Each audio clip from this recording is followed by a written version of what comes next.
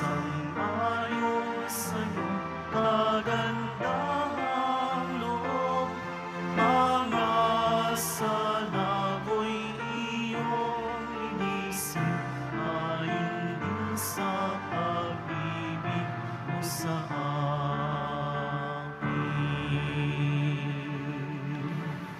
Sa ngalan ng Ama at ng Anak at ng Espiritu Santo, Amen. ang pagpapala at kapayapaan mula sa Diyos na Ama natin at sa Panginoong Hesukristo naway sumainyo. At sumaiyo rin. Mga kapatid, tinipon tayo bilang kaanib ng angkan ng Diyos, kaya dumulog tayo sa maawaing Panginoong nagpapatawad ng lubos. Sinugong tagapagpagaling sa mga nagsisisi, Panginoon, kaawaan mo kami. Panginoon, kaawaan mo kami. Dumating na tagapag-anyayang mga makasalanan ay magsisi, Kristo, kaawaan mo kami. Kristo, kaawaan mo kami. Nakaluklok ka sa kanan ng Diyos Ama para ipamagitan kami. Panginoon, kaawaan mo kami. Panginoon, kaawaan mo kami. Kaawaan tayo ng makapangyarihang Diyos, patawarin tayo sa ating mga kasalanan at patnubayan tayo sa buhay na walang hanggan. Amen. Manalangin tayo. Ama naming makapangyarihan, ang sanlibutan ay iyong binabago sa mga pagdiriwang namin ng iyong pagsagip sa tao.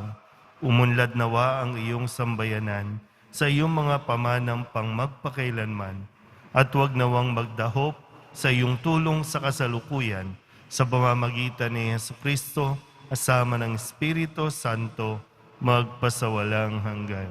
Amen. Magsiupo na po ang lahat.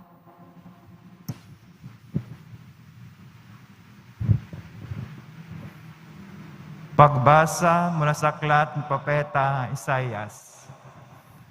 Ang sabi ng Panginoon, ako ay lilikha isang bagong lupa't isang bagong langit. Mga pangyayaring pawang lumipas na ay di na babalik. Kaya naman kayo dapat na magalak sa aking nilalang. Yamang nilikha ko itong Jerusalem ng aking pakay maging kagalakan ng mga hinirang. Ako mismo'y magagalak dahil sa Jerusalem at sa kanyang mamamayan. Do'y walang panambitan o kaguluhan. Do'y wala ng sanggol na papanaw. Lahat ng titira doon ay mabubuhay ng matagal. Ituturing pa rin kabataan pa ang edad 100. Ang hindi umabot ng gulang na ito ay pinarusahan. Magtatayo sila ng tahanang kanilang titirhan. Sa tanim na ubas ay sila ang aani. Ang salita ng Diyos. Salamat sa Diyos.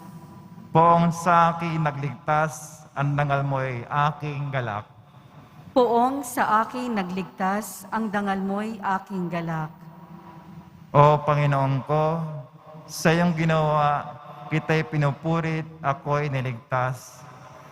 Kaya kaaway ay di na nakuhang matuwa't magalak. Mula sa libingang daigdig ng patay, hinang mo ako at muling binuhay. Ako nakasama nilang napabaon sa kailaliman. Poong sa akin nagligtas, ang dangal mo'y aking galak. Purihin ang poon, siya ay awitang ng lahat ng tapat na mga hinirang. Iyong gunitain ang mga ginawa ng Diyos na banal. Ang kanyang ginawa ay alalahanin at pasalamatan. Hindi nagtatagal yung kanyang galit at ang kabutihin niya ay walang wakas. Ang abang may hapis at tikmag sa luha sa buong magdamag. Sa bukang liwayway ay wala ng lungkot, kapalit ay galak. Poong sa akin nagligtas, ang dangal mo'y aking galak. Kaya't ako'y dinggin, ikaw ay mahabag sa akin, o poon, ako ay pakinggan. Mahabag ka, poon, ako ay dinggin mo at iyong tulungan. Nadamakot galak nang iyong hubarin ang aking panluksa. Sa pasasalamat sa iyo, o poon, ay di magsasawa. Poong sa aking nagligtas, ang dangal mo'y aking galak. Magsitayo po ang lahat.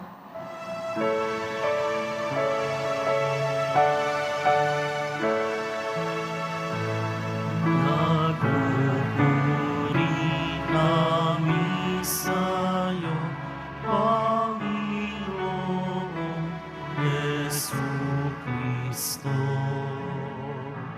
Nagpupuri kami sa'yo, Panginoong Jesucristo. Matuwid ang dapat gawin, masama'y iwasan natin, at tayo ay bubuhayin. Ang Diyos ay isa sa atin, atin siyang makakapiling. Nagpupuri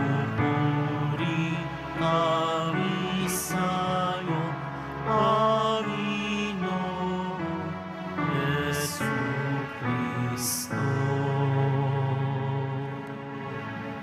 Sumainyo ang Panginoon. At sumayo rin.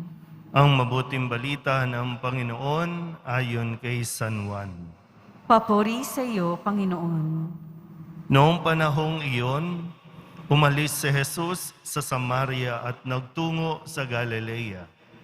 Sapagkat si Jesus na rin ang nagsabing, ang isang propeta'y hindi iginagalang sa kanyang sariling bayan. Pagdating niya sa Galilea, ay mabuti ang pagtanggap sa kanya ng mga taga roon, sapagkat nasa Jerusalem din sila noong pista ng Paskwa, at nakita nila ang lahat ng kanyang ginawa roon. Nagpunta uli si Jesus sa Cana, Galilea. Doon niya ginawang alak ang tubig. Doon naman sa Capernaum ay may isang mataas na pinuno ng pamahalaan at may sakit ang kanyang anak na lalaki. Nang mabalitaan niyang bumalik si Jesus sa Galilea mula sa Judea, pinuntahan niya ito. Pinakiusapan niya itong pumunta sa Capernaum at pagalingin ang kanyang anak na naghihingalo. Sinabi sa kanya ni Jesus, hanggat hindi kayo nakakakita ng mga palatandaan at mga kababalaghan, hindi kayo mananampalataya. Ngunit sinabi ng pinuno, tayo na po, Ginoo, bago mamatay ang aking anak. Sumagot si Jesus, umuwi na kayo, magaling na ang inyong anak. Naniwala ang lalaki sa salita ni Jesus at umuwi nga siya. Sa daan pa'y sinalubong na siya ng kanyang mga alipin at sinabing, magaling na ang kanyang anak. Tinanong niya sila, anong oras siya gumaling? Siya po'y inibsan ng lagnat kahapong mag-aalauna ng hapon. Tugon nila. Naalala ng ama na noong oras na iyon, sinabi sa kanya ni Jesus, magaling na ang inyong anak. Kaya't siya at ang kanyang buong sambahayan ay sumampalataya kay Jesus. Ito ang pangalawang kababalaghang ginawa ni Jesus sa Galilea. Pagpunta niya roon, buhat sa Judea. Ang mabuting balita ng Panginoon. Pinupuri ka namin, Panginoong Hesukristo. Magsiupo na po ang lahat. Isang magandang umaga po sa inyong lahat.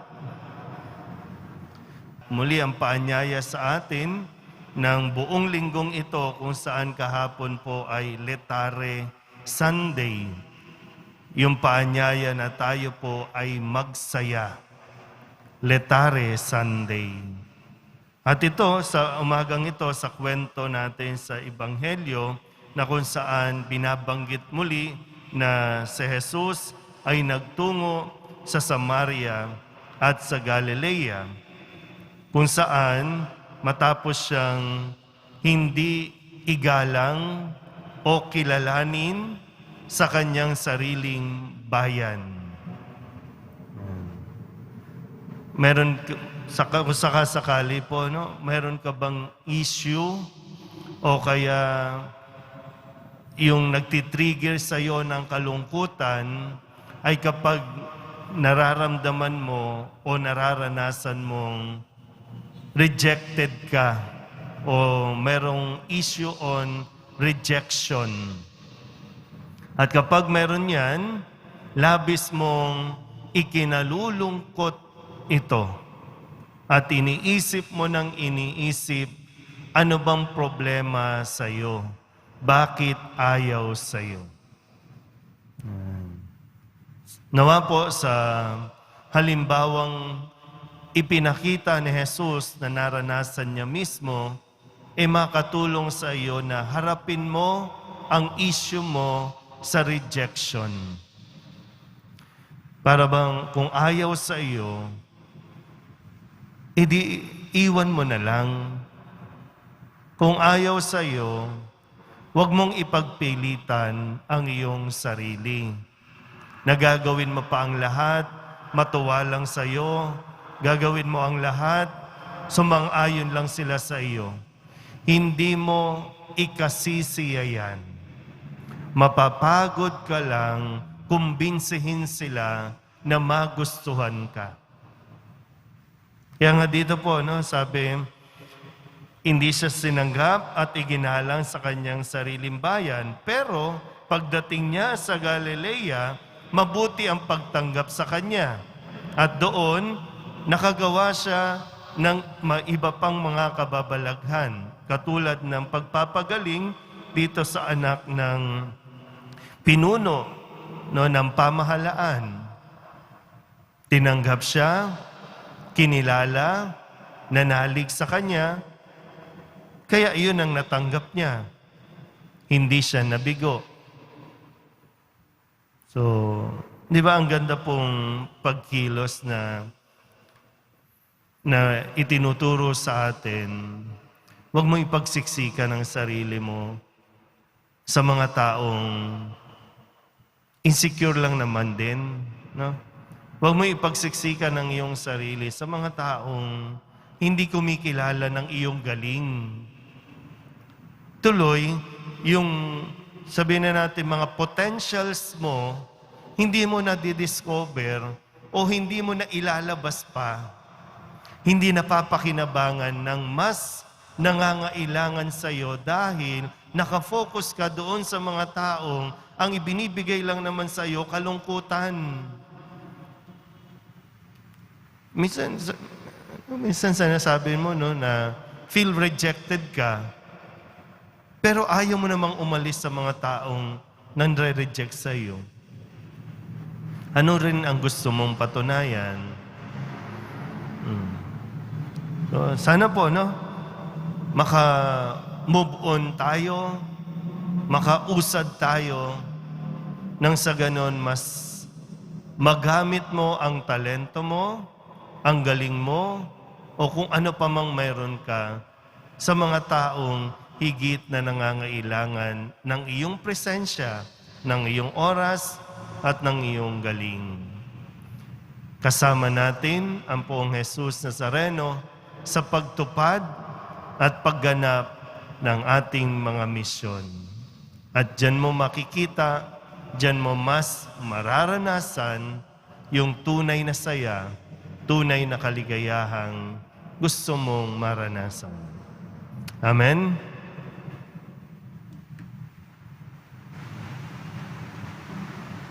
Magsitayo po ang lahat.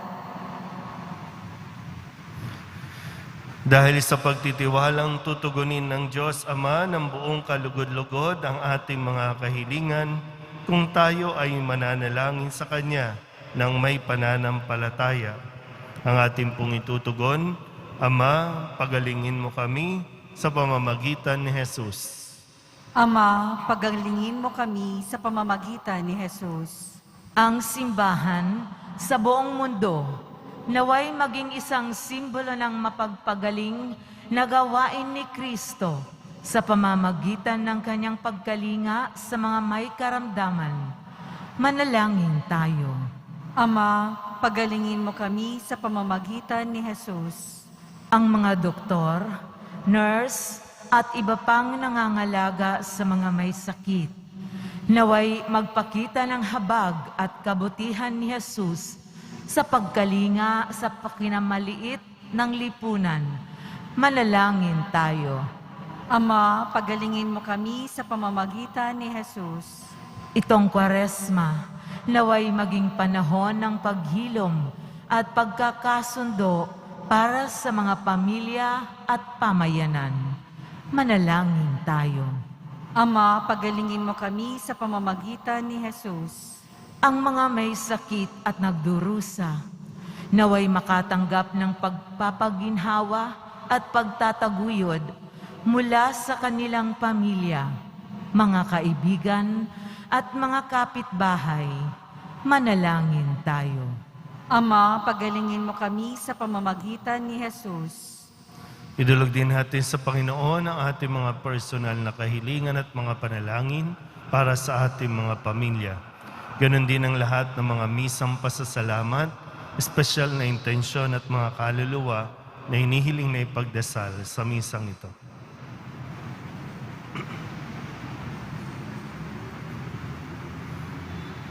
Ang lahat ng ito hinihiling namin sa ngalan ni Kristong aming Panginoon.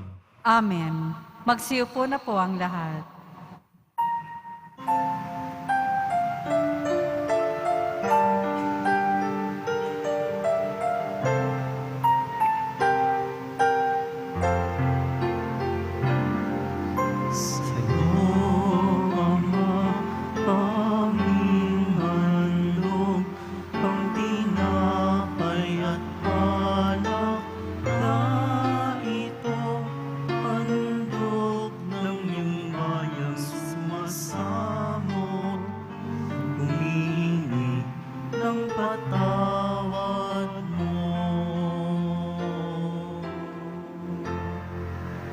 Magsitayo po ang lahat.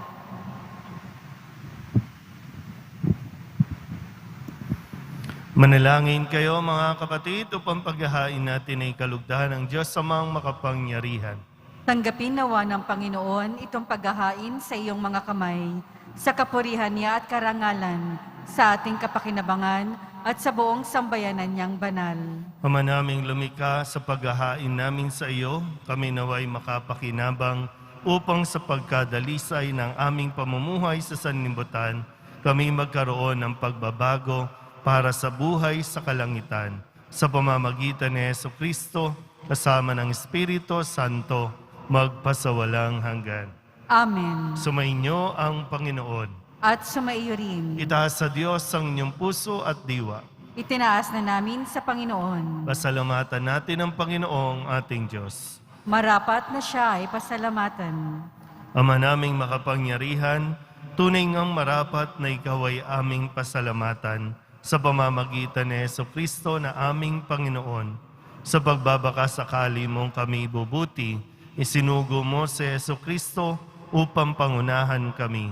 Bilang pagsunod sa iyong atas sa bigay, ipinahayag ng iyong anak ang iyong kalooban na ang mga apitdukha ay kanyang damayan.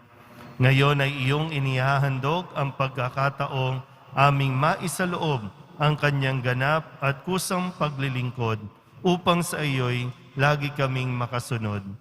Kaya kaysa ng mga anghel na nagsisiawit ng papuri sa iyo nang walang humpay sa kalangitan, kami nagbubunyi sa iyong kadakilaan. Santo, Santo, Santo, Panginoong Diyos ng mga hukbo, napupuno ang langit at lupa ng kadakilaan mo, o sana sa kaitaasan. Pinagpala ang naparirito sa ngalan ng Panginoon, o sana sa kaitaasan. Magsiluhod po ang lahat. Ama naming banal, ikaw ang bukal ng tanang kabanalan. Kaya't sa pamamagitan ng iyong Espiritu, gawin mong banal ang kaloob na ito upang para sa amin maging katawan at dugo ng aming Panginoong Heso Kristo. Bago niya pinagtiis ang kusang loob na maging handog, hinawakan niya ang tinapay, pinasalamatan kaniya, pinaghati-hati niya iyon, iniabot sa kanyang mga alagad at sinabi, "Tanggapin ninyong lahat ito at kanin. Ito ang aking katawan na ihahandog para sa inyo."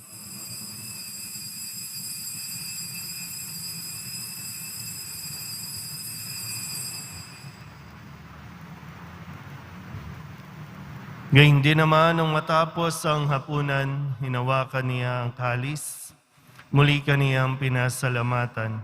Iniabot niya ang kalis sa kanyang mga alagad at sinabi, "Tanggapin ninyong lahat ito at inumin.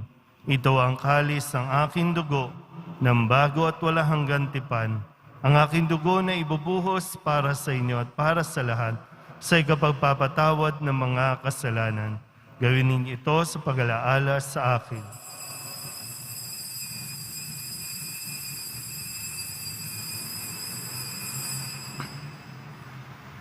Magsitayo po ang lahat. Ipagbunyi natin ang misteryo ng pananampalataya. Si Kristo'y namatay, si Kristo'y nabuhay, si Kristo'y babalik sa wakas ng panahon. Ama, ginagawa namin ngayon ang pag-alaala sa pagkamatay at muling pagkabuhay ng iyong anak. Kaya tiniaalay namin sa iyo ang tinapay na nagbibigay buhay at ang kalis na nagkakaloob ng kaligtasan. Kami nagpapasalamat dahil kami iyong minarapat na tumayo sa harap mo para maglingkod sa iyo. Isinasamo namin kami magsasalo-salo sa katawan at dugo ni Kristo ay mabuklod sa pagkakaisa sa pamamagitan ng Espiritu Santo. Ama, lingapin mo ang iyong simbahang laganap sa buong daigdig. Puspusin mo kami sa pag-ibig kaysa ni Francisco na aming Papa at ni Jose na aming Obispo at ng Tanang Kaparian. Alalahanin mo rin ang mga kapatid naming nahimlay na may pag-asang sila'y muling mabubuhay, gayon din ang lahat ng mga pumanaw. Kawaan mo sila at patuloyin sa iyong kaliwanagan. Kawaan mo at pagindapating kaming lahat na makasalo sa iyong buhay na walang wakas, kaysa ng mahal na Birhen Maria na Ina ng Diyos, ng kabiyak ng puso niyang si San Jose, kaysa ng mga apostol at ng lahat ng mga banal na namuhay dito sa daigdig ng kalugod-lugod sa iyo, may pagdiwang nawa namin ang papupuri sa ikararangal mo sa pamamagitan ng iyong anak na aming Panginoong Heso Kristo. Sa pamamagitan ni Kristo, kasama niya at sa Kanya, ang lahat ng parangal at papuri ay sa iyo, Diyos amang makapangyarihan, kasama ng Espiritu Santo, magpasawalang hanggan. Amen.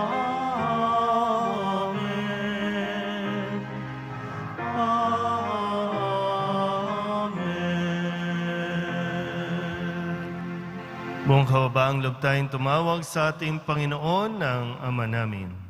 Ama namin, Sumasalangit ka, sambahin ang ngalan mo, mapasa amin ang kaharian mo, sundin ang loob mo dito sa lupa para nang sa langit. Bigyan mo po kami ngayon ng aming kakanin sa araw-araw at patawarin mo kami sa aming mga sala para nang pagpapatawad namin sa nagkakasala sa amin. At huwag mo kaming ipahintulot sa tukso at iadya mo kami sa lahat ng masama. hinihiling namin kami iadya sa lahat ng masama, pagkalooban ng kapayapaan araw-araw, iligtas sa kasalanan, at ilayo sa lahat ng kapahamakan, samantalang aming pinananabikan ang dakilang araw ng pagpapahayag ng tagapagligtas naming si Heso Kristo. Sapagkat iyo ang kaharian at ang kapangyarihan at ang kapurihan magpakailanman. Amen. Panginoong Heso Kristo, sinabi mo sa iyong mga apostol, kapayapaan ang iniiwan ko sa inyo, ang aking kapayapaan ang binibigay ko sa inyo. Tunghayan mo ang aming pananampalataya at huwag ang aming mga pagkakasala.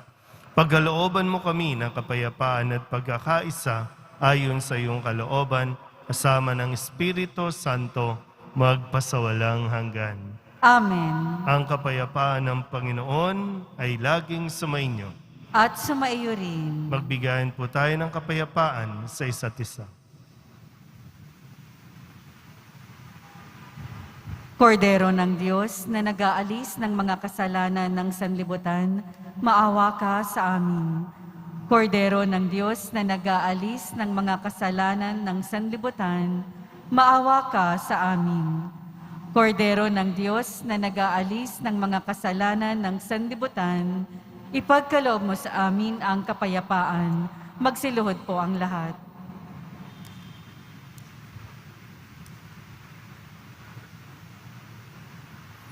Ito ang kordero ng Diyos. Ito ang nag-aalis ng kasalanan ng sanlibutan. Mapalad ang mga inaanyayahan sa kanyang piging. Panginoon, hindi ako karapat-dapat na magpatuloy sa iyo, ngunit sa isang salita mo lamang ay gagaling na ako.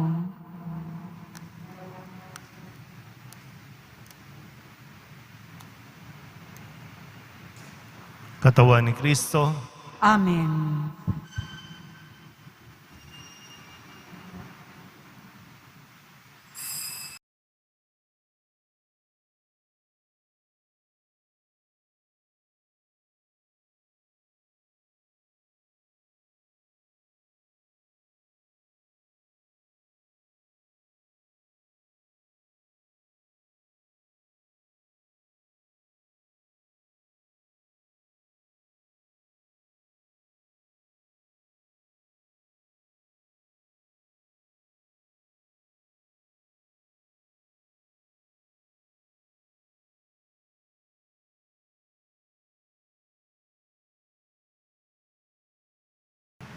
manalangin tayo.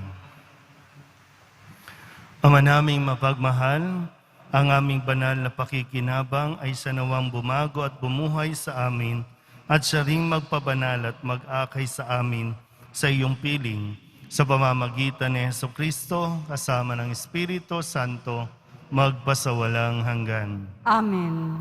Sumainyo ang Panginoon. At sumaiyo rin. Manalangin tayo para sa pagbabasbas. Mahal na pong Jesus Nazareno, inihayag mo sa pamamagitan ng krus ang walang maliw na pag-ibig ng Diyos sa sangkatauhan. Pakinggan mo ang kahilingan ng iyong angka na nagsusumamo sa iyo. Makamtanawa nila ang iyong katugunan at tanggapin ang kasagutan na may utang na loob na tinatanaw. Basbasan din po ninyo mga dala-dala nilang mga imahin at dasalan at lahat ng mga may karamdaman. Sa pamamagitan ng bendisyon na ito, naway maalala nila ang mga pangako nila noon sa binyag na ikaw ang kanilang iibigin at paglilingkuran bilang Panginoon magpasawalang hanggan. Amen. At papalain kayo ng makapangyarihang Diyos, Ama at Anak at Espiritu Santo. Amen. Umayo kayong taglayang kapayapaan ng poong Jesus Nazareno. Salamat sa Diyos. Magandang umaga po.